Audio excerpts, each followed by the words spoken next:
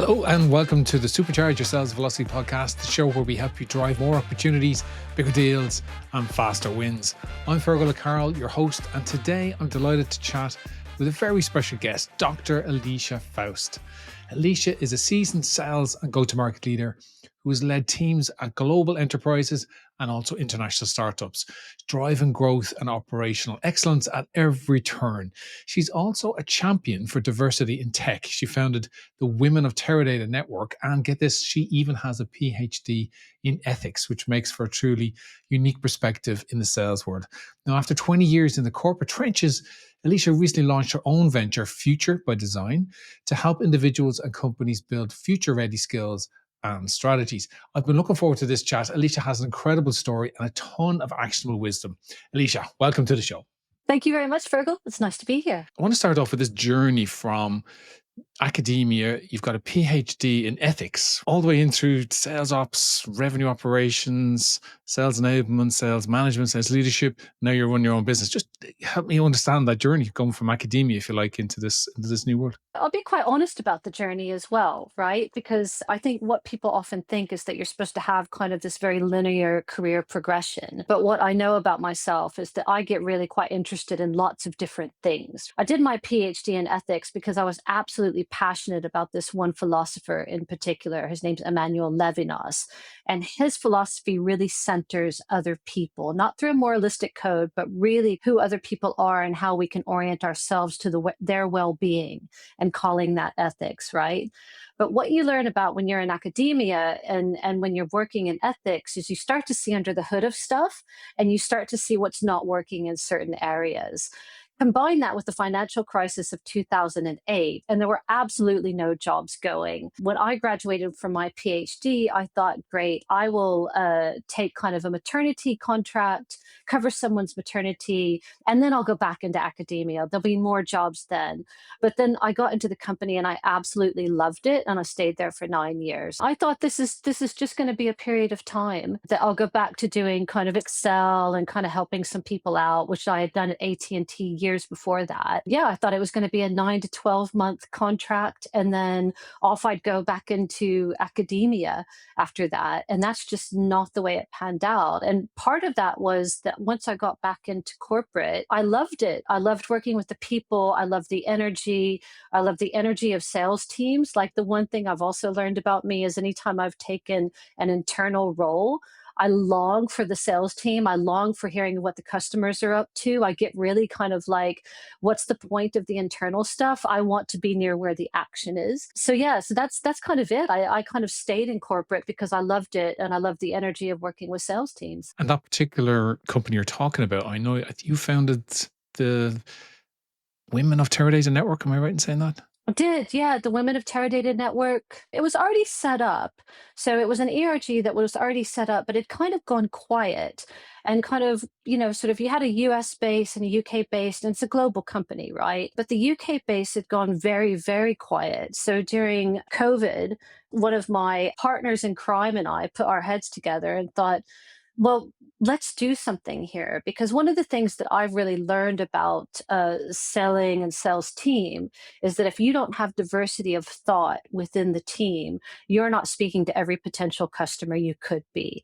And so part of my mission in trying to create kind of Women of Teradata was really to bring that knowledge to sales teams, to help them understand that different people in the room hear the language they're using differently, because I was interested in helping them become better sellers and to really kind of think about their customers not as a monolith, but as a diversity of interests. It's interesting. My experience of sales technology has been a lot of male domination in terms of the people that are selling, but not so much the people we're selling to. So it wouldn't be unusual to have, say, male sellers talking to a room, as you say, very diverse on the customer side.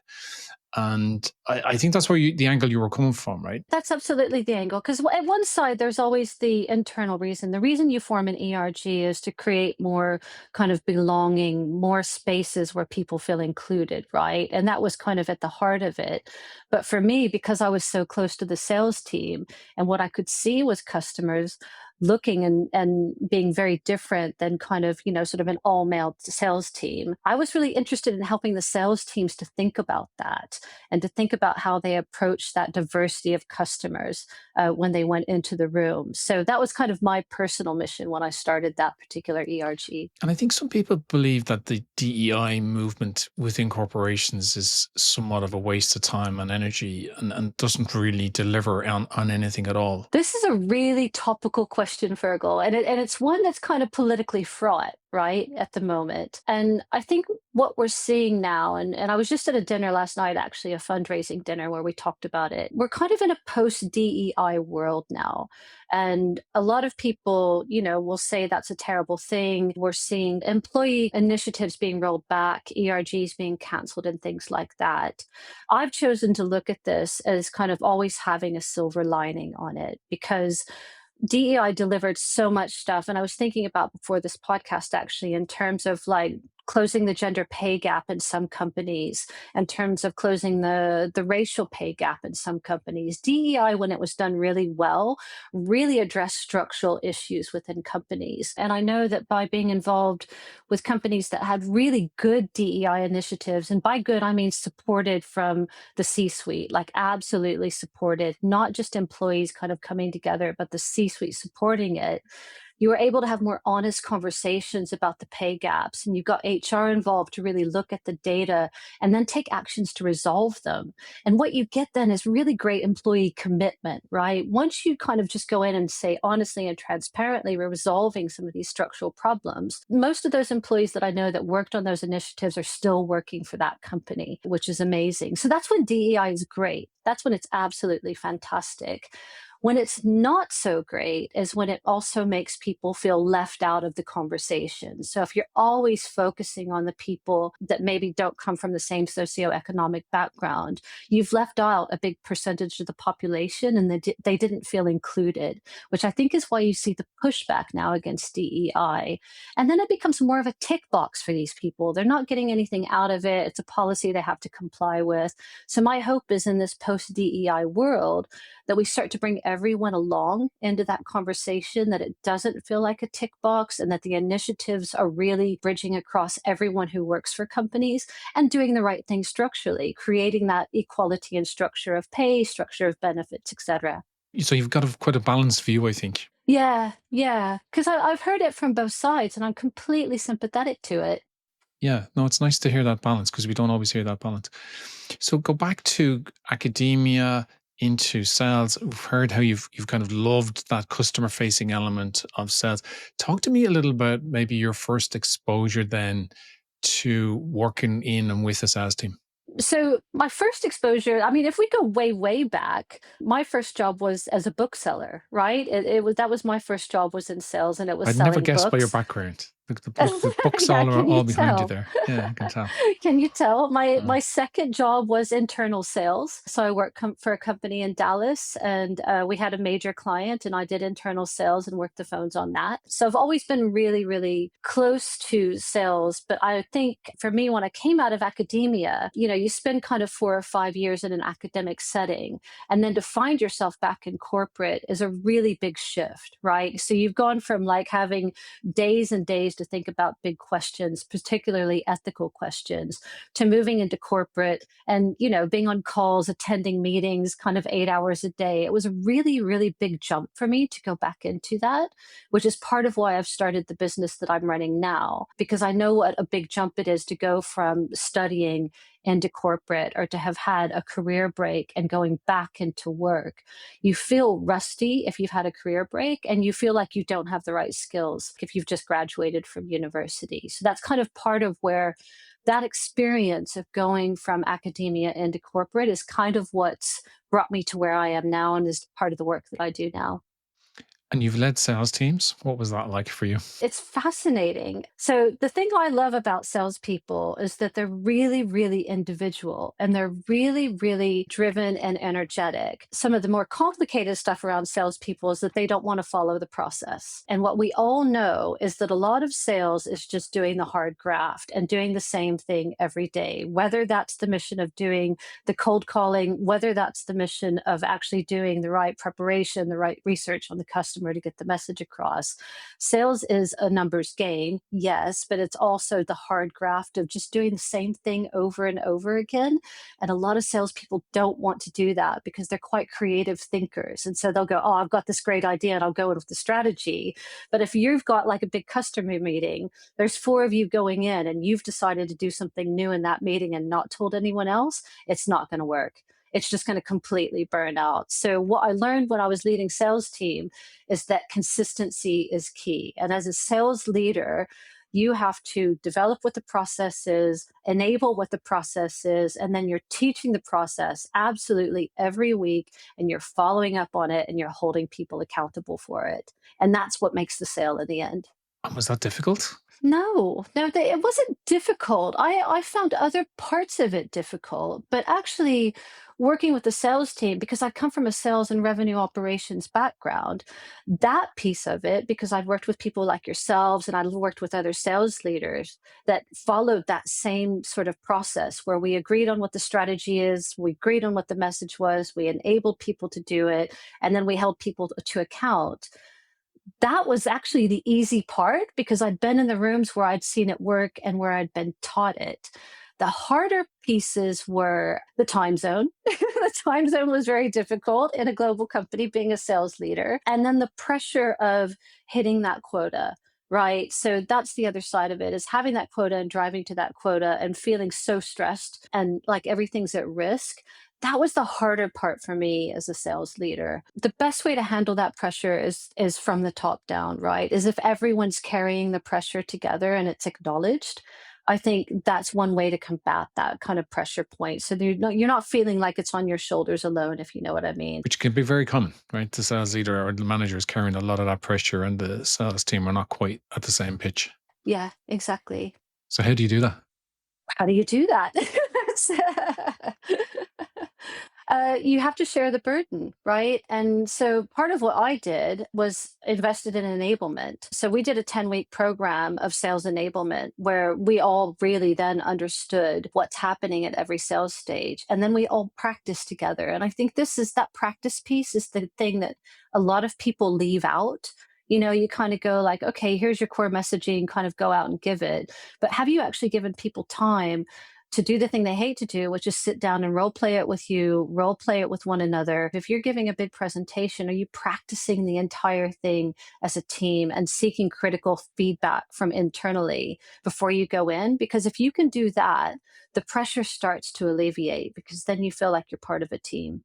It raises the team's confidence, doesn't it? They've had the practice that's required before you go out and play on the pitch, right? I mean, to go back to that pressure from in the corporate world for certain, it's coming from up and high, right, and it's trickling down. And I've been in situations myself where you can tell the sales team are not feeling the same pressure that I might be as a sales leader, and it can be a challenge to not be overbearing on the sales team and essentially just transfer all the pressure that's coming at you directly onto them. Certainly, my leadership style was to try and avoid that within reason. But at the same time, there had to be a mechanism to really make sure that the pressure was there, but it was in a structured way. And the way I was able to do that was through the accountability reviews, right? To really hold people to account. So it's your results, your pipeline, your activity. So not so much hold them, giving them the pressure that I was getting in terms of we must meet a certain number by the quarter end.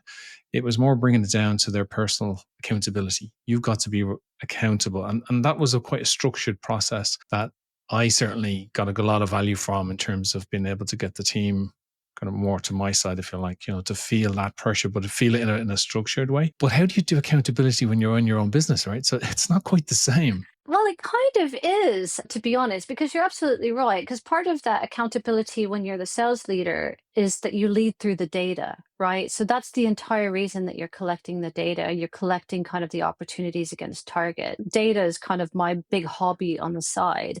And so building out that way that they can always see where they're heading to and be able to do that as part of their accountability review. So the ideal situation is so that they come into that accountability review already reviewing the data that's in front of them. So that's what you want. So they're bringing it to you and talking to you about it instead of the other way around. You don't want the first time they see the data about how they're trending against target to be when they come to your meeting. It should be available for them at all times, right? And so I do the same thing to myself. So part of how I measure myself is I've got the data in front of me. I've got clear targets. I have a 12-month, quarterly, monthly, weekly kind of review that I do that's all set up in kind of a Notion notebook so that I know exactly what the goals are every week, every month, every quarter for the year, and everything leads up to one another. My own kind of experience in leading sales teams through that has resulted in me doing exactly the same thing to myself. And it's just about carving out the time to figure out, how you're tracking against those metrics and asking that question at least once a quarter. Am I still tracking the right metrics? Am I still doing the right things? Is engagement really converting into customers? Are new kind of followers on LinkedIn really converting to new engagement that leads to more clients? Like, is what I'm doing working? Is part of what I always ask myself. That sounds excellent. So you have huge discipline there with yourself to be able to implement that and stick to it, right? Because there's no one pushing you to do this except yourself, right? No, it's just me. That's It's true. just me. But it's also about the fun of building that tool for myself. I think when you've done it for corporate before, it's really the only way I know how to keep myself on track. And so I've got big, ambitious targets, and I've got a couple mentors in the backgrounds that look at my targets and they go, no, no, no, no, no, that you can't put that on yourself. And I'm like, no, it has to be ambitious. I'm not stepping away from an ambitious target just because it seems unachievable right now. Every quarter it's going to get more and more achievable, and that's what's driving me to get there. So I'm excited to hear more about your new business, Future by Design. Give us a kind of an elevator pitch. The elevator pitches is that I'm bringing executive level coaching to entry and mid-level professionals, and the reason that I'm doing that is because I think that the job market right now and the way that the world is working in terms of the workplace is changing so dramatically that I don't think that people that are at entry level and at mid level are actually getting the coaching and the one to one leadership that they used to, that like I used to when I was first coming up. And so a lot of people focus on the C suite and kind of helping the C suite to perform better and to lead better. But I'm really interested in filling that gap for entry and mid level people because I think managers are completely overrun and don't have time to spend one on one with folks. I think most training programs are now happening completely online in companies. So, like if you go to do some training, it's just a module that you go through online. You're not getting a real human person to do that very important step of practicing with. So, a big part of my coaching business is helping people not only learn the skill that they need, but also giving them the space to practice, to do trial and error, to come back and say, yes, Alicia, that worked. No, it didn't. So, really, I'm trying to fill that gap, particularly for women and LGBTQI plus people. How's it been going for you? How long have you been at this now? Kind of 6 months now I've been at it. 100% of my clients come from LinkedIn. I've got a marketing guru that has helped me learn how to use LinkedIn to increase engagement, get conversations, and help people Is that a want to human come and marketing talk to guru or me. is it an AI I have a marketing? human marketing Wow, guru. I okay. have paid a human to All come and right. help me do that. So, yeah, it's going really, really well. Summer is always slow. So, August was a very, very quiet month, as it always is. But it's really picked back up in September. I was kind of semi joking there, but I mean, a lot of people would just say, I don't need a human to help me with something like I need a marketing. human, right? Right. Yeah, just talk me through that decision because I mean, I think the default now for most founders and businesses is, where I think I can do it with AI, I'll start there first, but you didn't. Part of what I did when I first started out, so I made this decision last November, December. My original plan was I was going to kick off in January, and I did a skills assessment on myself. So I asked myself, what am I good at and what I am I not good at? And the thing that I know I'm not good at is social media, in particular LinkedIn, because it always felt very professional. It was just a way for people to share their CVs and to talk about kind of promotions and things like that. I knew LinkedIn was the right platform for me to start out on, but I did not feel comfortable being on LinkedIn. And so when I did that kind of skills analysis and included that skills gap analysis and was quite honest with myself about it, That's when I said I need an actual human being. I can't flub this step. So I decided to invest in that person from the ground up. So even before I had product offerings, I got a marketing guru to come and help me because it helped me when I was building my product offerings. Now I know how to shape the language in order to deliver a decent message about it instead of just going blindly and building a product and then going, oh, I hope this lands. And I'm even watching your journey on LinkedIn, and it's night and day compared to what your presence on LinkedIn used to be versus now, and it's only a short 6 months or so. Yeah, exactly. Like if I look at the stats, because I'm tracing the stats all the time, and I've actually built myself a little kind of a LinkedIn analytics tool for myself to understand what's performing well and what's not. But yeah, I've gone from I think maybe 400 connections in January, and I think I'm about 2,200, and those are all organic connections. So that's just people I'm connecting with, people connecting with me.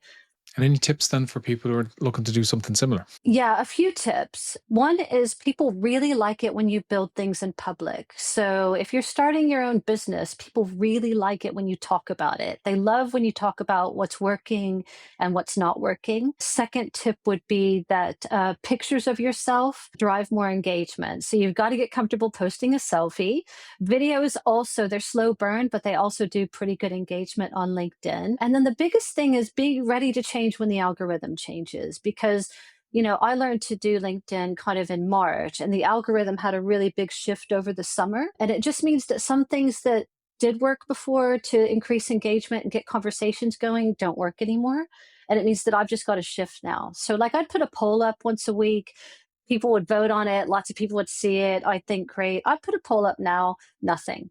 So, So the algorithm is biased against, for example, in that case, the polls. I don't know if it's the polls, but I think it's just a matter of going, the algorithm's changed and I know it has. And I don't have a blue book on kind of how that change has happened. So I've just got to test stuff and see how it goes and then think about how much energy I'm spending on particular type of post, right?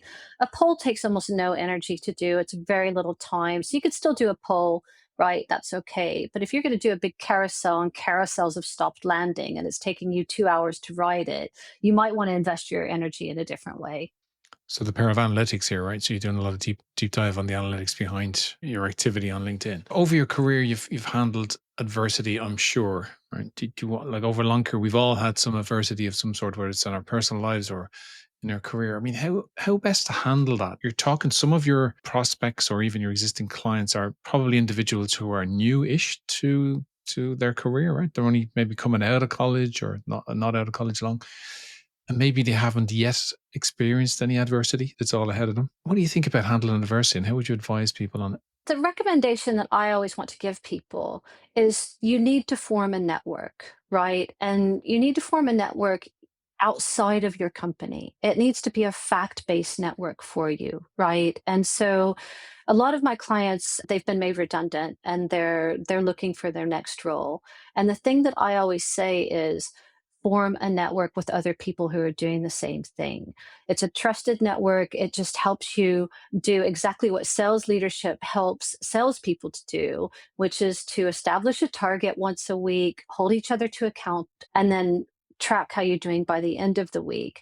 And then that network also becomes your bit of a support system in adverse situations. And that's why I say, when you're looking for people to include in your network, you want to get a different range of experiences. So when something adverse does happen, you can bring it back into the network and get factual advice, not just emotional advice. So our friends and our family will kind of emote with us, they'll get angry with us and things like that. But you need some people in your network that will give you the facts, that understand, let's say, maybe the law, if that's the issue, that can help you navigate that adverse situation. That's an interesting answer. So really the power of the network when you're facing adversity, you lean on the network. Exactly, exactly. Because I think adversity can be quite isolating. And I think especially after the pandemic, we see people tending towards isolation anyway, right? And so I think establishing a network where kind of you're watching out for each other and offering each other advice, and you'll have many different networks over your career, right? Your network is not always going to stay the same. But that is my kind of number one piece of advice is don't go it alone. Seek out people that you trust to mentor you that have different experiences than you do. And if you need a piece of advice that's not in your network, ask for someone else to talk to. Ask that network for referrals. I know one of your passions is about getting women into the workforce, but also women who've maybe been out of the workforce are coming back. Maybe women who are more mature now because they've been out of work for, who knows, 15, 20 years. Am I right in saying you're helping women in that situation? Yeah, so it's really interesting. When I started advertising my business, and I was very clear, kind of women and LGBTQI plus people. And a big part of that comes from kind of the work that I've done in my volunteer life, right? So a big part of my volunteer work has been focused on women's equality and LGBTQI plus equality. So I kind of put this out here. And my first two clients were two moms with children under 5 who had been made redundant and felt kind of de-skilled, like they'd lost their confidence. When you've been out of work for that long, I think confidence and imposter syndrome are the two biggest pain points that you've got because you feel like you're de-skilled. And I think coming to work with me, part of what I do is I help reframe that story of the gap because I don't see taking a break to become a parent as a detriment to your work. I think it's a fantastic skill to bring in. One of the things we do is we talk about how you reframe that story in your own mind first, and then so you can reframe it to other people. Imposter syndrome is certainly something I think people come across regularly. I mean, I've had it in my own career where, you might get promoted into a particular role. You're now operating with peers who were previously, a management layer above you, perhaps. And you do get that imposter syndrome, but it must be huge if you've been out of the workplace for a while and then coming back in. So there's imposter syndrome situations all over the place. They never go away. This is the other thing is nobody ever doesn't suffer from imposter syndrome, right? It's with you all the time. And for me, it's just about the tools to help you deal with it. And this is why I think the story that you tell yourself about your break is so important because when it kicks in, you're about to go into a meeting, you haven't been in a meeting for ages, and you start doing all that negative self thinking.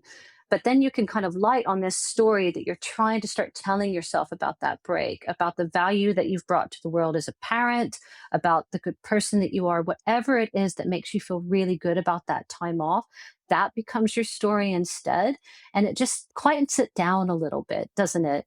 Does. You mentioned one word there, value, right? A close friend and business colleague of mine, Mike Weinberg, talked about think about the fact that you're bringing value to these people that you might be suffering a little bit of imposter syndrome with. Wherever it may, maybe you're speaking in front of an audience for the first time.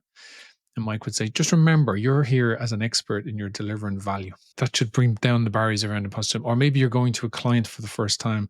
Maybe it's the first time you're presenting a certain type of workshop or whatever that's new to you and you're getting that imposter syndrome. Just remember the fact that you're bringing value. Yeah, absolutely. You're bringing something to the table that only you can bring. Nobody else can bring that exact thing that you're bringing. So I think it's about showing the value, changing the narrative in your head about that situation and reframing whatever is the origin of that imposter syndrome into a positive thing because something positive is going to happen. And a big part of it is imposter syndrome is it's the fear of the unknown.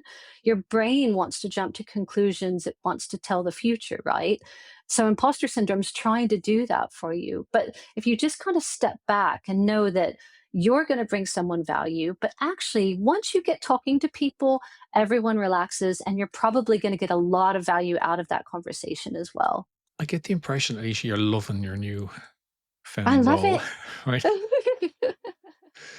So, do you want to give any advice to someone who may be in that corporate world or they're just in a job that maybe is not going where they want it to go? They're having a thought about getting out into the world within their own business. So I do have clients that are starting things out, right? So they're starting their own businesses. And I talk to clients about finances all the time.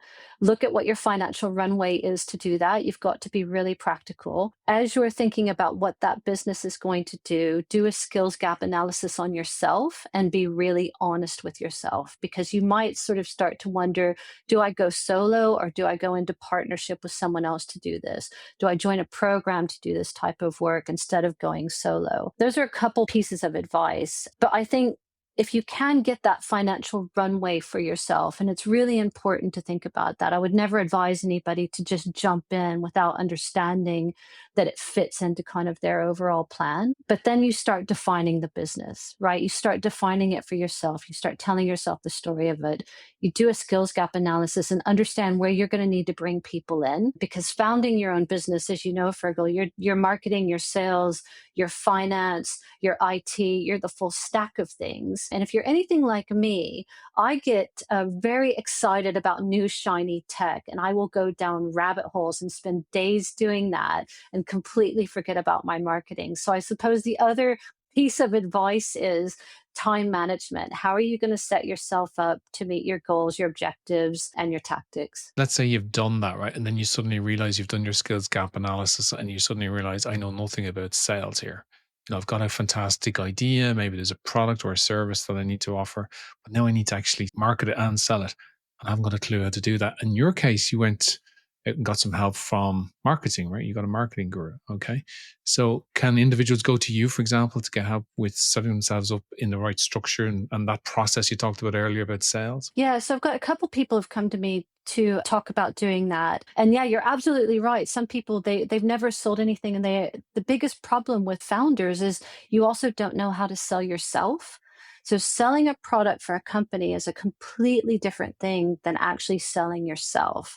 And that's a big part of what founders have to do, is that you can produce all of the kind of the infographics and the information online, but really what people are buying is you at the end of the day. So I help people along that journey, particularly if they've never done that before, figuring out how to differentiate themselves, how to talk about themselves in a positive light, and how to really understand the impact and the value that they've already delivered, so that they can purpose that into a new message for how they're going to go forward in their own business. Yeah, I think that's great advice because I personally would say be used to selling software, for example, that inanimate object that is software, but all of a sudden you're left now trying to sell yourself as a human being, as an individual, as a sales coach or mentor, whatever it might be that you're trying to do. Okay, that's interesting. To talk to me though a little bit about where you see the future of sales going, because where are we trending here? Obviously, AI is everywhere now. Interestingly, you didn't hire an AI coach for marketing. You went out to got a human, which I think is fantastic.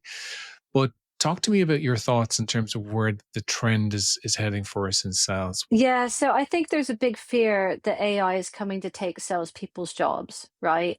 And in some respects, in the same way that AI is taking marketing jobs, I think for B2C, that's possible, right? That may be possible with the level of AI that we have today. But I still think, particularly at enterprise and at B2B, people buy from people. And AI is not going to take that away in terms of selling. So my hope is that AI it enhances the sales experience. It's easier to get the information. It surfaces things. It surfaces insights in a way that's like really relevant for you in that moment. I hope it makes the salesperson's job easier. On the back end of that, I also think that companies are kind of jumping before they've got the AI to do what they want it to do. So part of what I predict at the moment is that we're going to see kind of companies not hiring as much, as we already know, more redundancies and things like that coming. But I think in about 2 years or so, companies are going to realize that the creative problem solving, the critical thinking skills, the communication skills that salespeople and other bring to the table are going to be what's missing for them. And I'm hoping that's when we start to see this trend reversing and people coming back in and their jobs being enhanced by AI instead of taken by AI. Alicia, where can people find you if they'd like to learn a lot more about what you're doing? Yeah, so I'm on LinkedIn and they can connect with me directly on LinkedIn is the best way, Elisha Foust. I do have a business page, I've got a website and all of that, but I'd much rather people just connect with me personally so we can engage with each other's content. Terrific. Well, we'll get your link in the bottom of the show notes. It's been a pleasure talking to you. I've had some great insights from you today, and I wish you all the best with your new venture. Thanks so much for inviting me, Fergal. It's been lovely to see you.